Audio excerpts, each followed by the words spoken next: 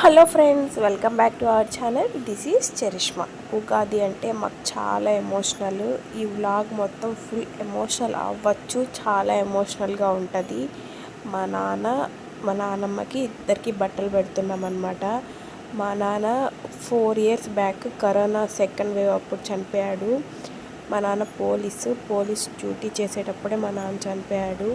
అది ఎలా వచ్చింది ఏమి అని మాకేం తెలీదు. మా అమ్మ మా అన్న అందరూ చాలా సఫర్ అయ్యారనమాట. ఫస్ట్ మా నాన్నమ్మ చనిపోయింది. మా నాన్నమ్మ చనిపోయిన తర్వాత ఒక 21 daysకి కరెక్ట్గా మా నాన్న చనిపోయాడు.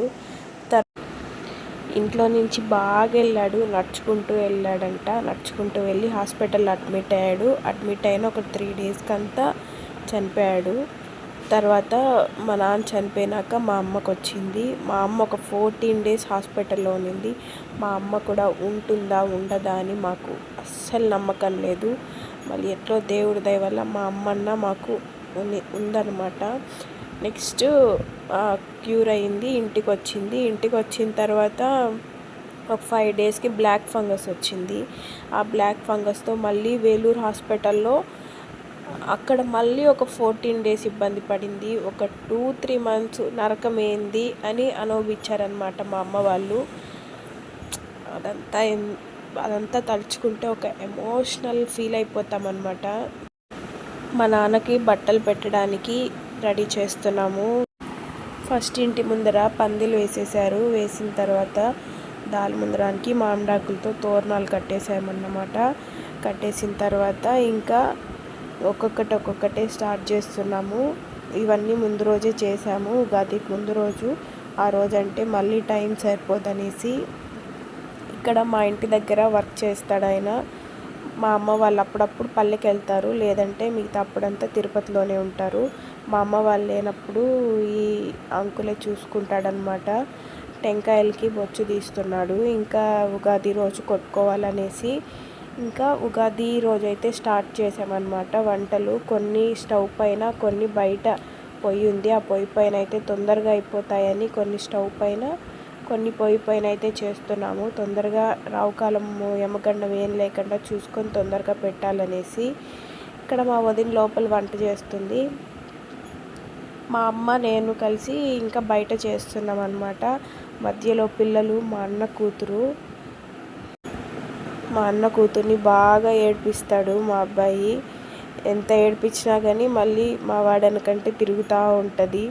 ఇక్కడ మా అమ్మ పాయసం చేస్తుంది. పాయసానికి అన్నీ రెడీ చేసేసిందనమాట. పొయ్యి పైన అది పెట్టాం కదా, అందుకని పొగొస్తుందని నా కోడలు చూడండి కళ్ళు మండుతున్నాయంటే అంటుంది. నాకు అస్సలు అలవాట్లేదు పొయ్యి పైన చేయడం. పొగ వచ్చిందంటే చాలు నాకు కళ్ళంతా ఎర్రగా అయిపోయి వాటర్ గారుతూనే ఉంటాయి అన్నమాట.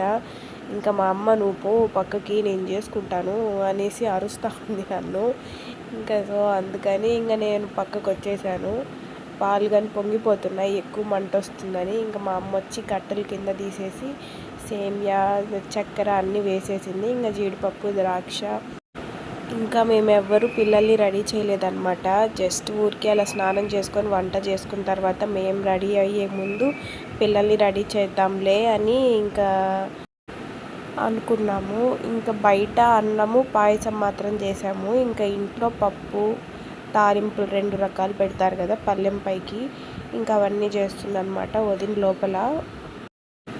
ఇంకా బయట మా అన్న, మా హస్బెండ్ ఇద్దరు పిల్లల్ని చూసుకుంటూ ఉన్నారనమాట. పల్లెటూరు కదా, ఎప్పుడో ఒకసారి వచ్చిపోతాం కాబట్టి అందరూ మాట్లాడిస్తూ ఉంటారనమాట వచ్చి వెళ్ళినప్పుడు. ఎంతైనా పల్లెటూరులోనే కొంచెం సరదాగా ఉంటుంది పండగలు అన్నప్పుడు. మా పాపనైతే ఎవరన్నా వచ్చి అట్లా చూస్తే చాలు గబగబా వచ్చి ఏడుస్తూ ఉంటుంది, నన్ను ఎత్తుకోండి అని. కొత్త కదా మా కోడలి పిల్లకి, అందుకని అట్లా చేస్తూ ఉంటుంది అనమాట.